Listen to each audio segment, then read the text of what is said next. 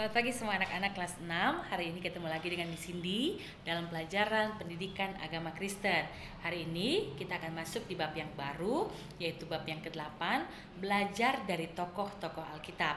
Sebelumnya kita berdoa, semua tutup matanya, semua lipat tangannya.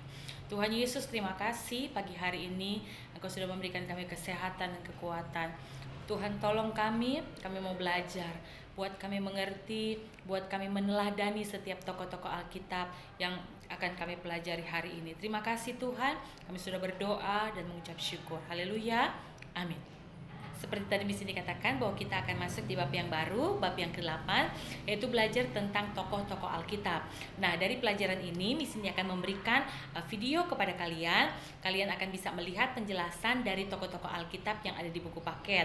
Nah, kita akan belajar bagaimana apa yang dilakukan, sikap-sikap yang ditunjukkan oleh tokoh-tokoh Alkitab ini. Ada tentang Yosua dan Kaleb, ada tentang Daniel, Sadrak, Mesak, dan Abednego. Kalian bisa lihat penjelasannya dari video. Setelah itu kalian kerjakan tugas yang bisa diberikan kepada kalian. Pelajaran agama kita bab 8, belajar dari tokoh itu, Ibu bagi 2 bagian. Bagian ini adalah bagian pertama. Marilah kita akan mengikuti pembacaan Alkitabnya.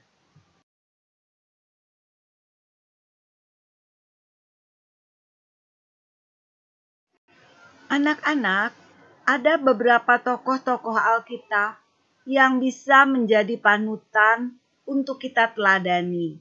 Yang pertama-tama kita mau lihat yaitu Yosua dan Kaleb. Dalam kitab Bilangan 13 diceritakan Musa mengutus 12 orang pengintai untuk melihat tanah Kanaan yang Tuhan berikan kepada mereka untuk mereka tempati. Tetapi sebelum mereka memasuki tanah Kanaan, Musa mengutus 12 pengintai itu untuk melihat kondisi tanah Kanaan bersama penduduknya. Setelah 40 hari mereka di tanah Kanaan, maka 12 pengintai itu pulang dan menceritakan kepada bangsa Israel. Mereka menceritakan bagaimana indahnya tanah Kanaan dan penduduknya sangat besar dan sangat kuat. 10 pengintai merasa pesimis tidak bisa mengalahkan penduduk tanah Kanaan.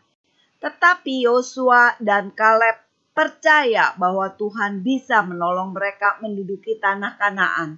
Dalam Bilangan 13 ayat 30, Kaleb berkata kepada bangsa Israel dan kepada Musa, "Kita akan maju dan menduduki negeri itu sebab kita pasti akan mengalahkannya."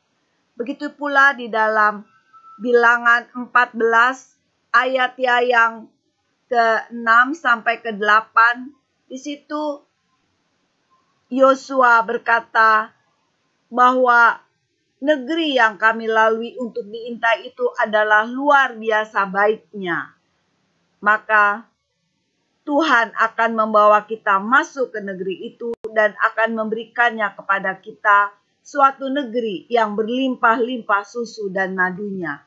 Jadi anak-anak, ketika semua orang, yaitu bangsa Israel, merasa tidak mampu, tapi Yosua dan Kaleb beriman teguh kepada Tuhan. Dalam tokoh-tokoh Alkitab yang kita pelajari adalah keteladanan sikap mereka dalam mengikuti firman Tuhan. Ada 3 kunci sukses Yosua sebagai pemimpin bangsa Israel, anak-anak.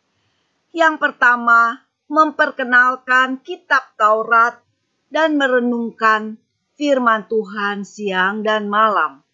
Yang kedua, bertindak hati-hati sesuai dengan seluruh hukum Tuhan, serta tidak menyimpang ke kanan atau ke kiri. Yang ketiga, memiliki kekuatan dan keteguhan hati terhadap janji-janji Tuhan. Jadi anak-anak, kalau kita mau mengikuti teladan tokoh Alkitab yang bernama Yosua, kita harus rajin dan tekun membaca firman Tuhan, Alkitab. Dan kita mentaati firman Tuhan dalam kehidupan kita sehari-hari. Jangan sampai tergoda oleh hal-hal yang tidak berkenan kepada Tuhan. Dan kita juga memegang teguh dengan setia janji-janji Tuhan. Tokoh Alkitab yang berikutnya yang akan kita pelajari adalah Sadrah, Mesah, dan Abednego. Di dalam kitab Daniel 3 ayat 16-18 diceritakan, demikian firman Tuhan, "Tidak ada gunanya kami memberi jawab kepada Tuanku dalam hal ini. Jika Allah kami yang kami puja sanggup melepaskan kami, maka ia akan melepaskan kami dari perapian yang menyala-nyala itu dan dari dalam tanganmu, ya Raja. Tetapi seandainya tidak, hendaklah Tuanku mengetahui, ya Raja, bahwa kami tidak akan memuja dewa Tuanku dan tidak akan menyembah patung emas yang Tuanku dirikan itu." Demikianlah jawab yang tegas dari Sadrah, Mesah, dan Abednego sebagai pengikut Tuhan yang setia, tidak mau menyembah berhala. Kelanjutan daripada cerita Sadrah, Mesah, dan Abednego anak-anak, mereka bertiga tidak mau menyembah patung buatan Raja Nebukadnezar, dan akibatnya mereka bertiga dibuang ke dalam perapian yang menyala-nyala. Tapi mereka tidak terbakar karena ada pribadi yang keempat yang ikut masuk ke dalam perapian itu melindungi mereka, yaitu malaikat Tuhan. Sehingga Raja Nebukadnezar menyuruh untuk mereka bertiga keluar dari perapian itu. Dan ketika mereka keluar dengan dalam kondisi yang masih hidup dan tidak ada bau terbakar sedikit pun, Raja Nebukadnezar sangat merasa kagum, merasa heran, merasa ajaib, dan mengagungkan Tuhan Allahnya, Sadrah, Mesah, dan Abednego. Jadi apa yang dapat kita teladani dari cerita Sadrah, Mesah, dan Abednego anak-anak? Pertama, Tuhan Allah menghendaki kita mengasihinya dengan segenap hati, pikiran, dan jiwa. Penghormatan tertinggi kita persembahkan hanya untuk Tuhan Allah semesta, pencipta langit dan bumi. Kedua, ketaatan dalam beribadah kepada Tuhan ditujukan dengan tidak menyembah kepada Allah yang lain. Sadrah, Mesah, dan Abednego tidak takut menerima hukuman karena mereka hanya menyembah Tuhan, bukan patung atau manusia. Yang ketiga, kita belajar dari Sadrah, Mesah, dan Abednego ketika dalam keadaan situasi yang sulit, bahkan membahayakan, tetaplah percaya kepada Tuhan, Sang Penyelamat. Milikilah iman yang teguh dan tidak goyah dalam menghadapi saat yang sulit. Dan yang keempat, marilah anak-anak tetap setia kepada Allah.